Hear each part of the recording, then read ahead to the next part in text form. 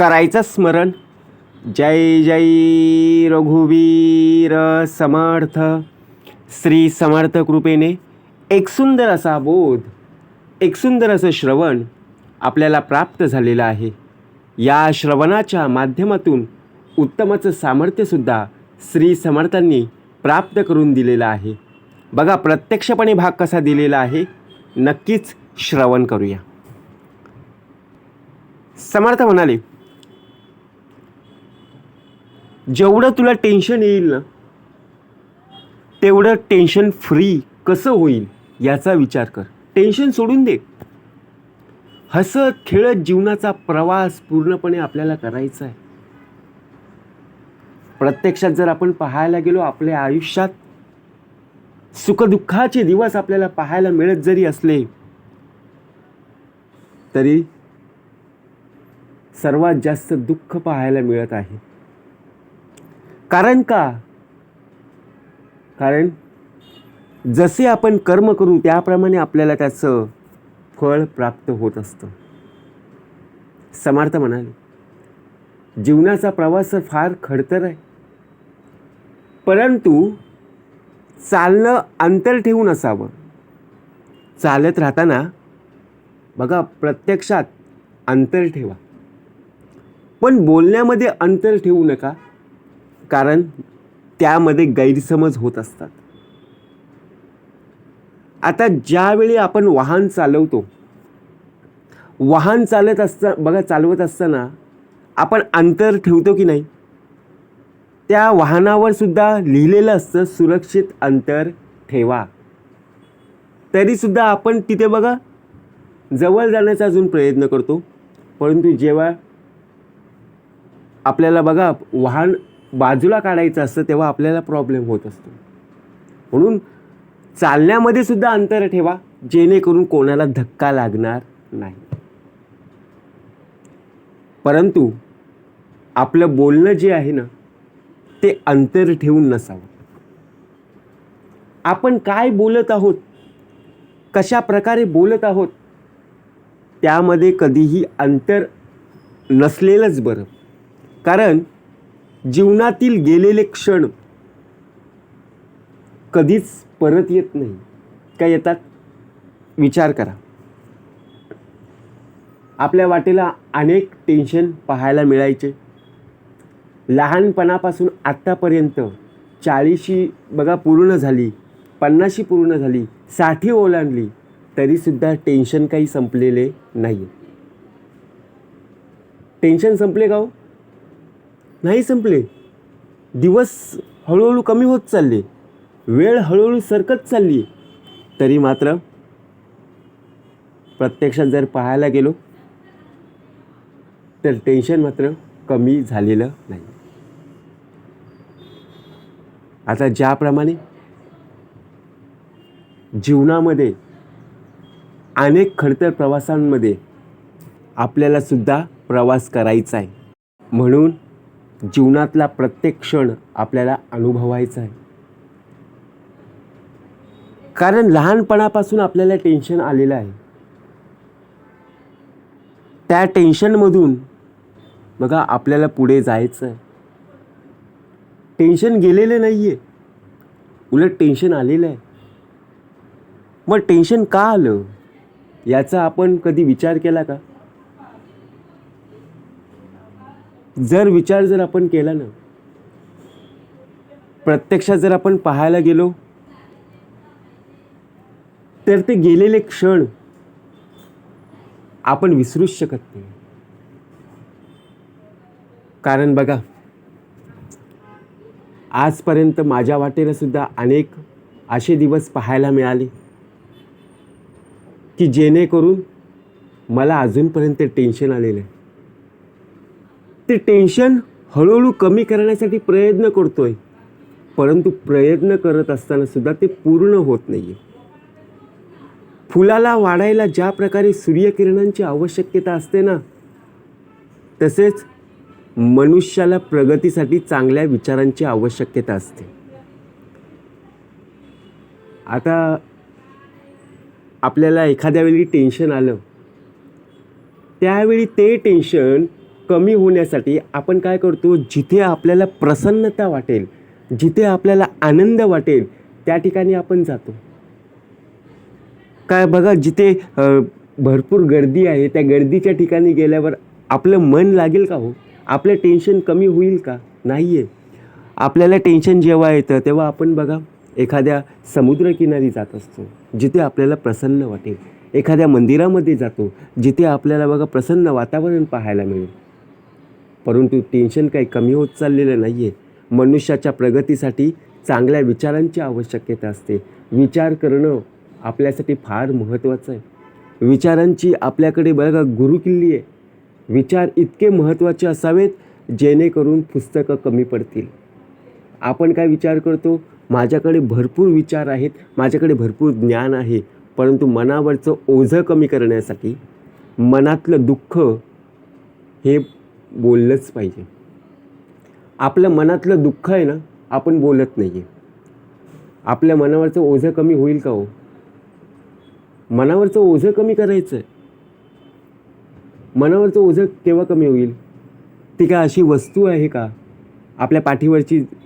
बघा, जसे ओझं असतं ते कोणीतरी घेतल्यावर हलकं होतं.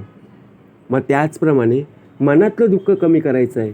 ते जेव्हा आपण एकमेकांशी बोलू त्यावेळी मनावरचं दुःख कमी होईल. पण ते कसं बोलायचं, कोणाशी बोलायचं आणि कोणाशी बोलल्यानंतर आपलं मन हलकं होईल हे आपल्याला समजायला हवं. उगाच कुणाशी तरी बोलायला गेलो तर बघा प्रत्यक्षात आपल्याला विनाकारण त्रास होईल. म्हणून विचार करा. विचार फार महत्त्वाचे आहेत, बरोबर की नाही? जीवनाचा प्रवास आपल्याला पूर्णपणे गाठायचा आहे. चांगले ध्येय असतील, चांगली भूमिका असेल, चांगले विचार असतील, अशा व्यक्तींना नेहमी आठवणीत ठेवणं फार गरजेचं आहे. चांगले ध्येय आपल्या आयुष्यात बघा, जो यशाचा टप्पा आपल्याला गाठायचा आहे, ज्या ध्येयापर्यंत पोहोचायचं आहे त्या ध्येयापर्यंत बघा आपली वाटचाल सुरू ठेवा. टेन्शन आलं म्हणून तो मार्ग विसरू नका. आपली भूमिका सोडू नका. आपले चांगले विचार सोडू नका. आपल्या मनामध्ये, शब्दामध्ये बघा उत्तम प्रकारे जाणीव असली पाहिजे. ज्या शब्दांमुळे आपल्यामध्ये सामर्थ्य प्राप्त होईल, कोणालाही त्रास होणार नाही. चालताना आपलं पाऊल, बोलताना आपले शब्द आणि बघताना दृश्य आणि ऐकताना वाक्य, या चारही गोष्टी काळजीपूर्वक आचरणात उतरवल्या तर जीवनात वादळ निर्माण होत नाही. कारण का? चालताना पाऊल कशा प्रकारे आपलं पडतंय हे आपण स्वतःहून पाहिलं पाहिजे. लोक बोलतात, अरे याचा पाऊल चुकला, याचा पाय बघा घसरला. कारण काय? याची बोलणारी जी भाषा आहे, म्हणजे याची बोलणारी जी सवय आहे,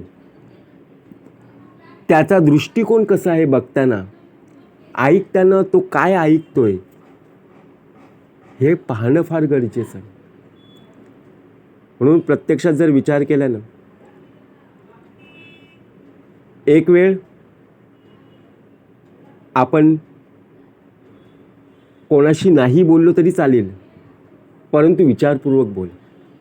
अपमान करणे हा एखाद्याचा स्वभाव असू शकतो, तो केव्हा पाहायला मिळेल, परंतु सन्मान करणे हा आपला स्वभाव ठेवा. कोणी जर आले तर त्यांचा आपण लगेच अपमान करतो. आपल्याला वाटतं अरे आपण मस्करीमध्ये बोललो, परंतु त्यांना वाटतं की आपला खरा अपमान झालेला आहे. ते कितीतरी दिवसांनी आपल्या घरामध्ये येत असतात. त्यांचा आपण आदर, सत्कार, मान राखणं फार गरजेचं आहे, जेणेकरून प्रत्यक्षात बघा याचा फायदा आपल्या जीवनात पाहायला मिळेल. कारण अतिथी देवो भव. दुसऱ्यांचा अपमान करून आपलं टेन्शन कमी होणार नाही आहे. आपल्यावरती जर टेन्शन असेल तर तेच टेन्शन कमी झालं पाहिजे. कशा प्रकारे कमी होईल, काय केलं पाहिजे? अहो सगळ्या प्रकारे टेन्शन बघा आपल्या या जीवनामध्ये पाहायला मिळतं. कोणाला टेन्शन नाही आहे. जर आपण पाहायला गेलो सर्वांना टेन्शन आहे, चिंता आहे, संशय आहेत. या चिंतेतून आपण मुक्त केव्हा होणार? या टेन्शनमधून आपण टेन्शन फ्री केव्हा होणार? आपल्या चेहऱ्यावरचं तेज तुमच्या अंतःकरणातल्या विचारांवर अवलंबून असतं. आपण ज्या ज्या वेळेला प्रत्यक्षात कितीही पावडरी लावल्या, कितीही मेकअप केलं, तरीसुद्धा आपला चेहरा उजाळून दिसत नाही. परंतु जर आपल्या मनामध्ये जर चांगले विचार असतील तर बघा, पावडर जरी नाही लावली तरी समोरची व्यक्ती बघा प्रत्यक्षात ओळखेल की नाही. कारण या व्यक्तीचे स्वभाव खूप चांगला आहे, या व्यक्तीचं राहणीमान खूप चांगलं आहे. मनात आत्मविश्वास असला की चेहरा तेजस्वी दिसतो. आत्मविश्वास का असणं फार गरजेचं आहे? चेहरा तेजस्वी होण्याचं कारण काय आहे? मनात इतरांविषयी प्रेम असलं की चेहरा सात्विक दिसतो आणि मनात इतरांविषयी आदर असला की चेहरा नम्र होतो. बरोबर की नाही? म्हणून मनातले भावच माणसाला सुंदर बनवत असतात. आता प्रत्यक्ष जर आपण पाहायला गेलो, मनात इतरांविषयी आदर करणं फार गरजेचं आहे.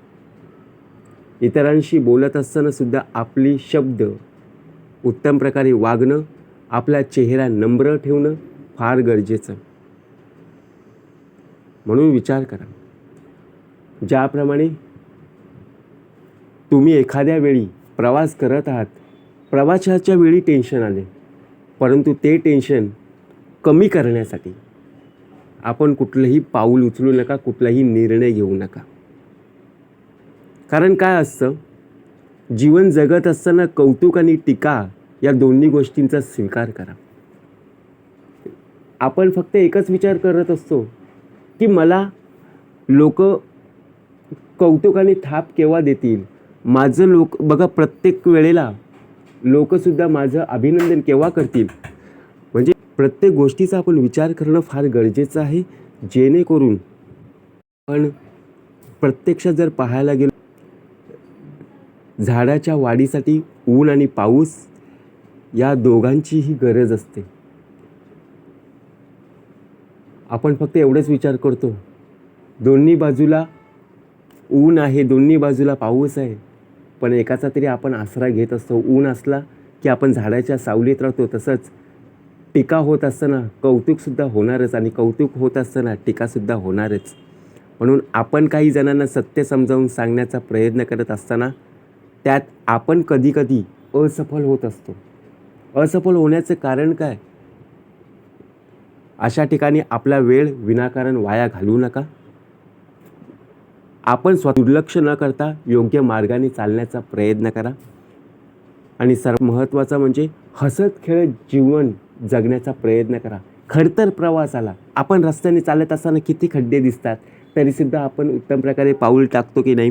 तसेच आहे, आपण जीवन जगत असताना बघा कुठेतरी आपलं पाऊल फसतं, बरोबर की नाही? परंतु